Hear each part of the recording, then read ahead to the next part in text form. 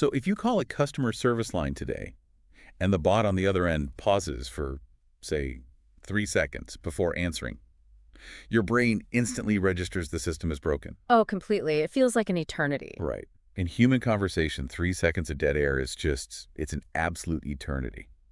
We are so hyper-tuned to the rhythm of speech. A little hesitation, a quick interruption, a change in pitch. These subtle cues basically tell us everything about the person we're talking to. Yeah, they carry all the weight of the interaction. Exactly. But for a long time, the tech world has really struggled to capture that magic. I mean, we all want to talk to our software the way we talk to a friend, but building a system that doesn't suffer from that illusion-shattering lag or just, robotic miscommunications has felt nearly impossible. It really has. I mean, it is the defining engineering challenge of this interface right now. Well, today, we are looking at how a new architecture is finally killing that dead air for good. We have a deep dive today that's basically a masterclass on voice AI, Yeah. specifically focusing on this framework called Vocal Bridge. And the whole mission of this deep dive is to unpack how developers are finally collapsing that friction, between human intent and software execution. We're going to look at the actual nuts and bolts of how these systems are built to keep up with human conversation. Okay, so let's unpack this. Why is voice such a uniquely hard problem? Well, first, you have to remember that voice was never meant to just replace our screens, right, or our graphical interfaces. It actually serves as the lowest friction way to express incredibly complex intent. Give me an example of that. So think about what a keyboard strips away from your communication. When you type out a prompt, you lose your tone, your pacing, your emotion. Alcohol hesitations, yeah. Exactly, all those paralinguistics. Yeah. Voice captures all of that natively. And honestly, it is fundamentally easier for most people globally to just speak and listen than it is to type and read. Sure, absolutely. But to actually harness that natural interface, developers have had to solve a massive, just totally unglamorous plumbing problem. To appreciate how a solution like Vocal Bridge changes the landscape, you really have to look at the nightmare developers faced before. The old way of doing things. Right. If you wanted to build a production-ready voice agent from scratch, you were staring down this daunting, 12-step pipeline. 12 steps. Yeah, it was brutal. First, you had to build and manage a telephony bridge just to handle the inbound and outbound phone networks. Then came capture and pre-processing, which basically means wrestling with WebRTC, setting up aggressive noise cancellation, and dealing with microphone permissions.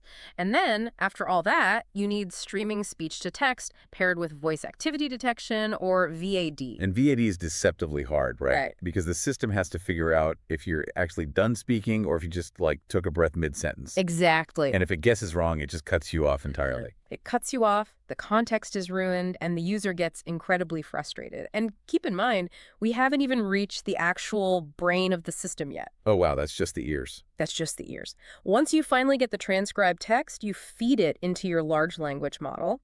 You have to manage the conversational memory, execute your business logic, and then pipe that response into a text-to-speech synthesizer. That's exhausting just listening to it. And wrapping all of those individual components is this thick layer of cross-cutting infrastructure for session state, authentication, and managing incredibly strict latency budgets. So that massive pipeline basically forced developers into a core architectural dilemma. Historically, looking at the sources, you had to choose between speed and smarts. Yes, the classic trade-off. The first option is what the sources call the cascaded stack, or informally, they call it the sandwich. The sandwich, right. You transcribe speech to text, run that text through your LLM, and then turn the resulting text back into speech. So it's text sandwiched between audio. Right. And the advantage of the cascaded stack is reliability. You have total control over the business logic because text is deterministic. You know exactly what's going in and coming out. But there's a catch. A huge one. The fatal flaw is the latency penalty you get hit with at every single translation step. Yeah. You end up with that infamous 1 to 3 seconds of dead air. Yeah, it's like passing a rich, urgent, emotional message through 3 literal translators who only care about the dictionary definitions. That's a great way to put it. By the time the message actually reaches the end, the grammar is perfectly accurate, but the humanity is completely gone. And everyone is just standing around waiting for the next person to speak. It totally ruins the flow of the conversation. And furthermore, because you are forcing everything through a text bottleneck in the middle, you completely strip away the user's emotional nuance. The AI doesn't know if you sounded angry or happy, it just gets raw text. Right, so the alternative to the cascaded stack was the native voice-to-voice approach. This is where you use a single, massive, real-time model that processes audio directly and outputs audio directly. Right, which totally solves the speed problem. Those models operate in the 200 to 500 millisecond range. That's incredibly fast. It is. And they can actually hear your tone beautifully, But there's always a but. always. The problem is that they rely on a massive generic brain. It is notoriously difficult to wire a native voice-to-voice model into specific business logic, external company databases, or strict guardrails. Because it's trying to do everything all at once. Exactly. They are fantastic for a casual, open-ended chat, but you wouldn't trust one to, navigate your company's complex internal APIs to process a financial refund without hallucinating. Yeah, I definitely wouldn't. So the industry was stuck. You had slow but smart on one side or fast but uncontrollable on the other. And this is where Vocal Bridge introduces a third path, which they call the concierge solution. Yes, the dual-agent architecture. Right, so instead of relying on one monolithic model, it splits the responsibility. Yeah. You get a fast foreground agent and a smart background agent. And this is brilliant. The foreground agent acts as the conversational glue. It handles all the turn-taking, the pleasantries, and the natural rhythm of human speech, and it does all of this operating in sub-second real time. So it's keeping the user engaged. Exactly. While it is keeping you engaged, it silently delegates the heavy reasoning, the memory retrieval, and the complex tool calling back to the background agent. Which completely eliminates the need to choose between speed and intelligence. The foreground handles the paralinguistics, and the background handles the actual business logic. That's the magic of it. But, understanding that architecture in a vacuum is one thing. The immediate question I had was, how do developers actually hook this up to the products they are already building? And the sources actually outlined 3 distinct integration patterns to solve this. The first one is voice in your app, which is basically an embedded voice approach. This is where voice AI becomes truly multimodal, so combining the AI with a visual interface. Because building a standalone voice agent on a phone call is, relatively speaking, the easy case. The hard case is putting a voice agent inside a visual dashboard or like a video game. Right, because if you do that, everything has to sync perfectly. Right. If I speak to the app, the visual interface has to update immediately. And if I click a button on the screen, the AI needs to know I clicked it even if it's mid-sentence. And they achieve this lockstep synchronization using WebRTC bidirectional data channels. Okay, break that down for us. So a standard web application usually sends an HTTP request and then waits for a server to respond, right? Sure. WebRTC, however, opens a persistent, open pipe between the user and the server. The brilliant part of the Vocal Bridge implementation here is that both the streaming audio packets and the JSON data payloads are riding on that exact same pipe. Oh, I see. So there's no separate polling mechanism trying to play catch-up. Exactly. The sources highlight this using a tic-tac-toe lab example, which is super helpful. Yeah, the tic-tac-toe example was great. So if the user's playing the game on a screen and they click a square to place an X, the app instantly fires a user-placed mark event back to the agent over that same data channel. Right. So the agent knows you made that move the actual millisecond it happens. It can then compute its counter move and push a place mark event back to the app to update the visual board. That bidirectional flow is super powerful. But reading through the docs, it forces developers to design with some pretty strict guardrails. Voice is no longer just an input method here. It is a shared reality between the user and the machine. Yes, shared reality is a good way to put it. Because if the machine's internal state drifts from what the user sees on the screen, the whole illusion breaks. Looking at the documentation for that tic-tac-toe example, there are 2 hard rules for prompting that really stood out. The first one is crucial. Yeah, the agent must always end its turn with speech. It can never execute a silent tool call. Right, because if the AI places its O on the board visually but doesn't say anything out loud, the user instinctively assumes the audio system froze. We are conditioned to expect an audio cue. Exactly. And the second rule is that the client application, so the visual screen itself, owns the board state, not the agent's internal memory. Right. After every single move, the app sends a silent board sync event to the AI. The AI basically has to trust the app's version of reality. That totally prevents it from hallucinating a piece on a square that is already occupied. It's a brilliant constraint. But, Embedding voice in a visual application only solves part of the problem out there. What if your application doesn't have a screen at all? Right. Or honestly, more commonly, what if an engineering team has already spent 6 months building a highly sophisticated text-based LLM agent that knows their entire business inside and out? Now, this is where I initially hit a wall when I was reviewing the sources. Let's say I have a complex LangChain or Claude agent running my backend. If I want to add voice to it, why wouldn't I just plug a basic text-to-speech engine into it so it can read its answers out loud? Why go through all the trouble of implementing this dual-agent architecture? It's a fair question, but the answer is that standard text agents simply do not know how to handle the nuances of spoken dialogue. How so? Well, a text model expects a clean, complete string of input, and it generates a clean, complete string of output. It does not understand conversational turn-taking. And crucially, a text model cannot handle barging. Barging, which is the industry term for basically interrupting the AI, right? Yes, exactly. If a standard text-to-speech engine is reading a paragraph to you and you interrupt it mid-sentence because you changed your mind, the underlying text agent doesn't comprehend the timing of that interruption at all. It is just blindly processing text. Oh, I get it. This is where pattern 2 comes into play, which they call the thin layer. In this pattern, Vocal Bridge acts purely as the ears and mouth of your existing system. Ah, okay. So the LangChain bot stays exactly as it is. It remains the brain. And the Vocal Bridge foreground agent steps in just to handle the awkward, chaotic human elements natively. Exactly. And it orchestrates that handoff using a mechanism called a bridge line. I love this concept. It's so smart. Say a user asks a highly complex question like pulling a specific shipping manifest from a massive database. Your back-end text agent might realistically take 3 seconds to retrieve that data. Which we know is an eternity. Right.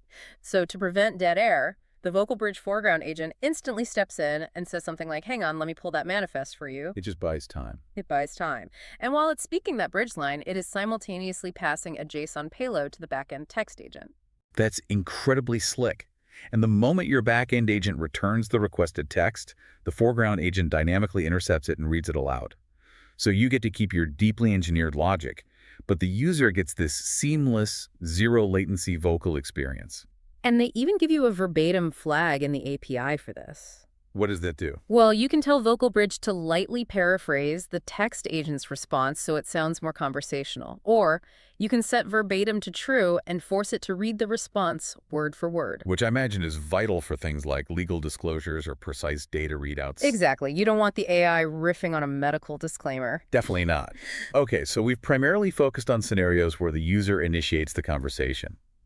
But the paradigm shifts entirely when the AI is the one reaching out to the user. This is where things get wild. Yeah, pattern 3. Voice is a tool. Outbound calling.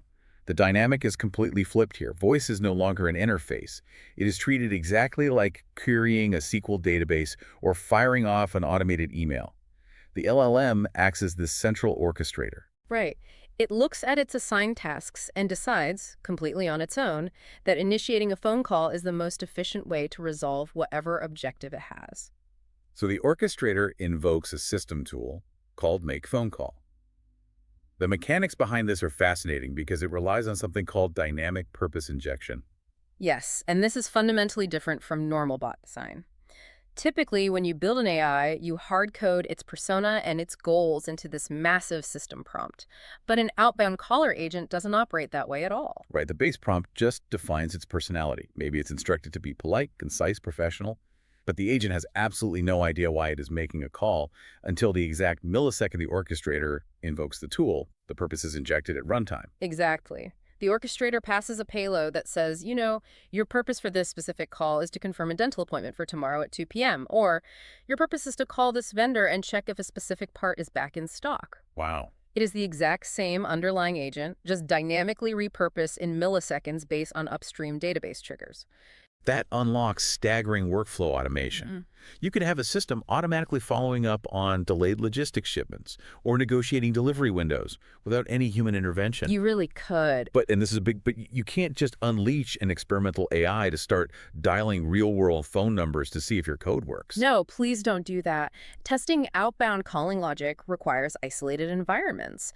And this is where developers utilize agent-to-agent dialing. This blew my mind. It's so cool. Vocal Bridge allows the developer's orchestrator to dial a manageable managed calling agent. So you literally have two artificial intelligence models having a real-time, improvised conversation over the actual telephony network just to validate the business logic. It Yes. perfectly simulates the unpredictability of a human answering the phone. It's wild. But, building these three patterns embedded voice, the thin layer, and outbound calling in a pristine lab environment is one thing. Surviving contact with unpredictable real-world users is a completely different beast. Oh, absolutely. This transition from the lab to production is what the software industry refers to as the boring middle. It's where most experimental projects just go to die. There is an interview with Scott Johnston in our sources that uses a brilliant historical parallel to explain this exact phase. He compares the current state of voice AI to the era of software containers before Docker existed. It maps perfectly to that plumbing problem we discussed earlier. Think about it before Docker became an industry standard. The underlying technology for containers like Linux namespaces and control groups, they already existed. Right. But actually utilizing them was a manual, error-prone nightmare. If you wanted to isolate a process, you had to manually configure iptables and namespaces. One typo and your whole server crashes. Exactly. Docker didn't invent the concept of the container, it invented the packaging. It made containers composable and accessible to average developers. And today's AI models are in that exact same pre-Docker phase. The core models themselves are incredibly smart. The LLM's reasoning capability is no longer the bottleneck here. The real challenge is the deployment, the observability, and the scaling of the infrastructure. Right, so a solo developer can build a reliable system over a weekend without tearing their hair out. Exactly. The AI agent shouldn't try to own your entire tech stack. It needs to compose cleanly alongside your existing authentication layers and databases. But achieving that clean composition in voice AI requires an intense level of operational rigor. Because we're dealing with audio, the tolerance for latency is virtually zero. You have to handle a user calling at 2 a.m., speaking in a heavy regional dialect, who decides to interrupt the bot mid-sentence while the bot is actively querying an external API. And your system has to process all of that and respond in under 600 milliseconds. Yes. It essentially requires the low latency infrastructure of a real-time financial trading system. Yeah. That is intense. And if something breaks in that complex pipeline, you need to know immediately. In traditional software development, you write a unit test. You compare strings of text. If you update a prompt in a text-based AI, you can look at the text output and verify if the logic still holds. Voice AI, however, suffers from silent regressions. And a silent regression is the most dangerous failure mode in production. You might push a minor update to your system prompt that works perfectly in a text environment. The transcription logs look flawless. But then you listen to it. Right. When you listen to the audio output, the text-to-speech pacing is entirely ruined. The bot suddenly sounds robotic, it ignores pauses, or it just aggressively talks over the user. Yeah. Judging voice AI using only text transcripts is exactly like judging a singing competition by only reading the lyrics on a piece of paper. That's spot on. I mean, you can read the lyrics and think the performance was a masterpiece, but if the singer is completely off-key and skipping beats, it's a total disaster. The text just doesn't capture the reality of the performance. Which forces developers to adopt a two-layer assessment approach for their evaluations. You simply cannot rely on manual testing or subjective vibes. Layer 1 relies on hard, deterministic metrics to ensure the fundamental plumbing is working. So this involves tracking word error rate, or WER, which measures how accurately the system transcribed the user's speech. Right. It tracks MOS, the mean opinion score, which is basically a standardized grade on how natural the synthesized voice sounds. And crucially, it tracks time to first byte, or TTFB, to ensure your latency budget hasn't blown out. And if any of those deterministic numbers slip below a threshold, your software build automatically fails. It stops right there. But layer 1 only measures the mechanics, right? It doesn't catch the nuances of the interaction. Exactly. That requires layer 2, which is using a multimodal LLM as an automated judge. You feed the entire audio file, the transcript, and the internal tool call logs all into this judge AI. And you have to give the judge a highly specific objective. If you don't define the criteria, the judge is just guessing what a good conversation sounds like. You program it to evaluate specific behaviors. Right, like, did the agent successfully book the flight? Exactly. Or, when the user interrupted the bot to change their destination, did the bot aggressively talk over them? Or did it politely yield the floor and acknowledge the change? The judge analyzes both the audio waveform and the data logs to score the interaction. And the output of this evaluation isn't just a simple pass or fail grade. The judge actually generates specific prompt patches. It provides actionable feedback, telling the developer exactly how to tweak the system instructions to fix the pacing or correct the tone. That's incredible. You end up with this continuous, evil-driven development loop.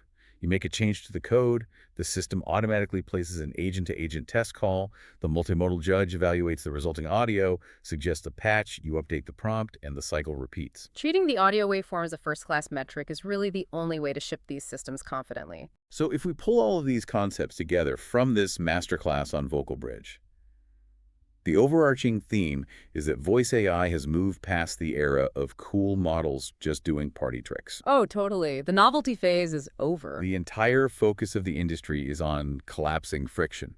It's about implementing a dual-agent architecture so you never have to compromise between a fast response and an intelligent one. Right, getting the best of both worlds. And it is about utilizing WebRTC data channels to keep visual applications and audio in perfect sync.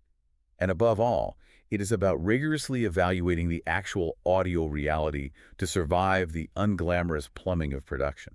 Yeah, the illusion relies entirely on the mechanics running flawlessly in the background. So for you listening, whether you are a software developer trying to figure out how to add a natural voice interface to a logistics dashboard, or you were just someone curious about why the customer service bot you called yesterday actually felt like a real conversation, you now know the engineering mechanics behind the curtain. The magic isn't magic.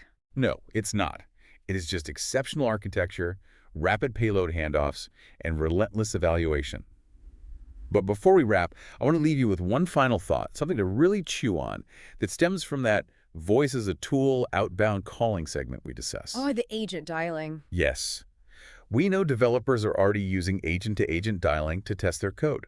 Vocal Bridge essentially lets one AI dial up another AI to practice a conversation over the telephony network. Right. Well, if an AI orchestrator can comfortably invoke a tool to call another AI, how long until humans simply stop talking on the phone altogether for logistical tasks? It is a logical, albeit slightly surreal, progression of the technology. Right. Imagine a near future where you tell your personal AI to book a dinner for Friday night.